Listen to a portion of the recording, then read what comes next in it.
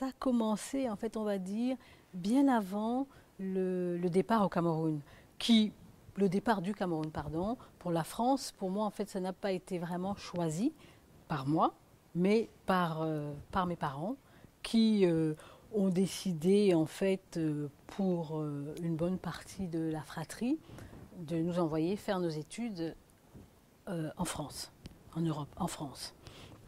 Donc je disais qu'en fait le parcours a commencé bien avant, parce que ce qu'il faut voir, c'est que donc, je suis originaire du Cameroun. Le Cameroun est ce qu'on dit quelquefois l'Afrique en miniature. Il y a énormément de régions. Et moi je suis originaire du Nord Cameroun, qui est donc une région qui est plus musulmane, de tradition musulmane.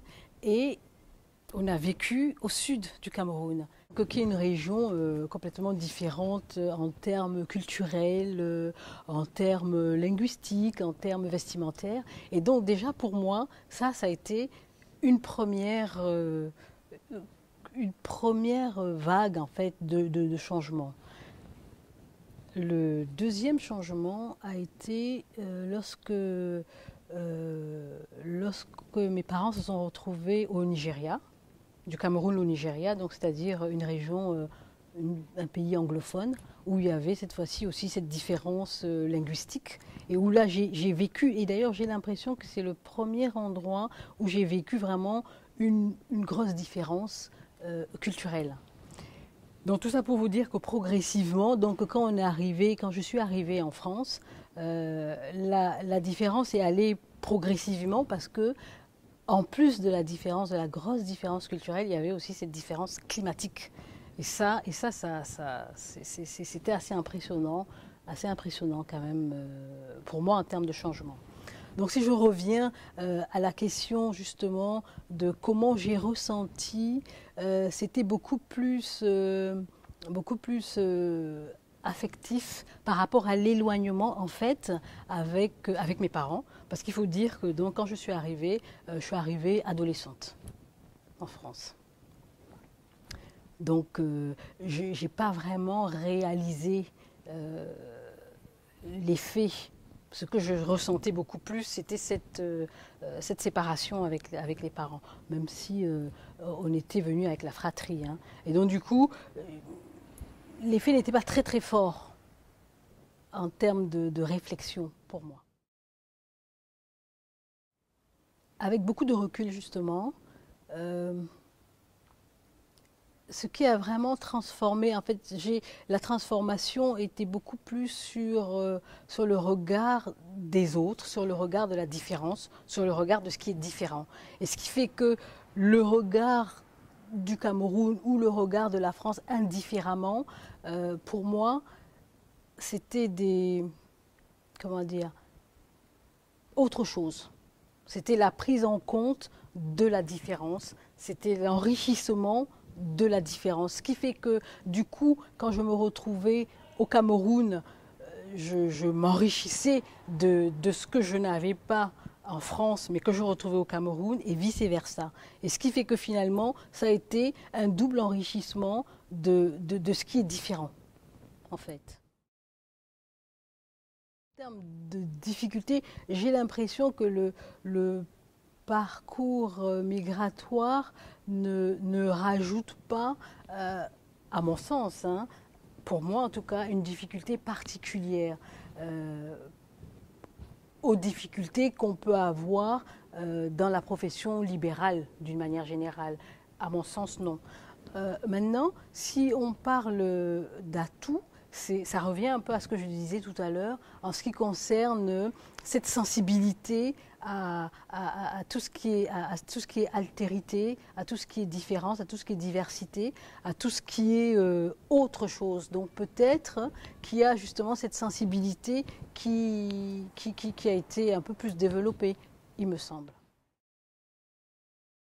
En fait, si vous voulez, c'est arrivé progressivement. Effectivement, le droit international, ce qui m'a attiré dans le droit international, d'abord dans le droit, d'une manière générale, c'est cette possibilité de défendre c'est cette possibilité de lutter contre l'injustice. En fait, ça, c'est quelque chose que j'ai beaucoup à cœur.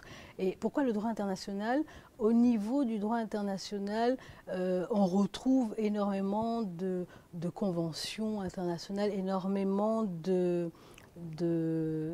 comment dire, de valeurs, en fait, qui touchent justement à la justice, des valeurs fondamentales à préserver. Et donc, pour moi, ça a été une ressource. Et pourquoi le droit des étrangers, en fait, c'est arrivé dans ma quête justement de la recherche sur la préservation des droits fondamentaux. Et en fait, je me suis rendu compte que c'était justement une catégorie de personnes qui avaient le plus besoin d'être préservées. Parce que déjà, en dehors de leur cadre naturel, habituel, on va dire. Pourquoi que les femmes migrantes? En fait, d'une manière générale, alors, est-ce qu'elles utilisent plus leurs droits que les autres migrants? Ça, je ne sais pas répondre à la question, mais par contre, est-ce qu'elles ont besoin d'une protection spécifique? Il me semble que oui, parce que justement, elles sont confrontées quelquefois à des difficultés qui sont beaucoup plus complexes du fait du statut de femme d'une manière générale, qui est quelquefois un statut qui est un peu moins valorisé que celui d'homme d'une manière générale. Hein. Et donc du coup, le fait d'être migrante vient se rajouter, d'où à mon sens, ce besoin d'être un peu plus, d'avoir une protection plus spécifique. Donc en fait, au niveau l'engagement associatif, comment c'est arrivé dans le cadre justement de la fameuse quête de la justice dont je vous parlais tout à l'heure, qui m'a d'ailleurs amené à faire les études de droit. Donc à la fin de mes études de droit, je suis sortie un peu frustrée dans la mesure où il y avait beaucoup de théories, de belles théories, et où je me rendais compte qu'au niveau de la pratique maintenant, au niveau de l'application, quand je voyais autour de moi, je me disais mais c'est quand même impressionnant qu'il y ait un tel écart entre ce qu'il y a dans ce qu'on peut faire avec l'outil juridique, avec tout ce qu'il y a comme possibilité d'être protégé. Je voyais un écart immense, surtout justement en ce qui concerne la situation des personnes migrantes et des femmes migrantes en particulier.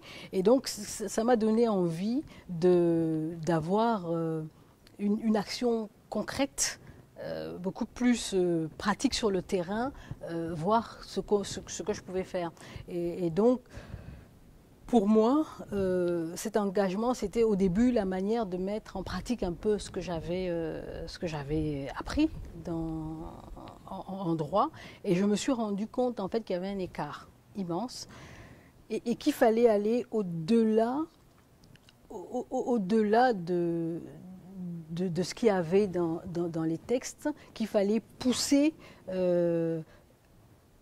l'opinion publique à savoir, à connaître ce qui se passait en fait sur le terrain pour certaines personnes, et aussi être une force de proposition au niveau des institutions pour aller au-delà de ce qui était protégé, de ce qui était proposé, pour avoir une meilleure protection des droits. Et donc c'était beaucoup plus dans la discussion sur les débats publics, et faire découvrir ce qui se passait réellement, cette absence quelquefois de droit, et avoir un engagement des pouvoirs publics pour aller un peu plus loin.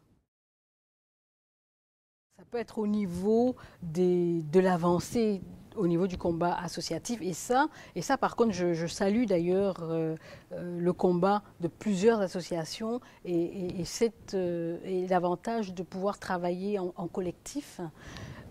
Là, par exemple, l'exemple auquel je pense, c'est la situation des femmes migrantes qui ont un statut juridique parce que, par exemple, elles sont partenaires de quelqu'un, soit d'un conjoint, soit d'un concubin.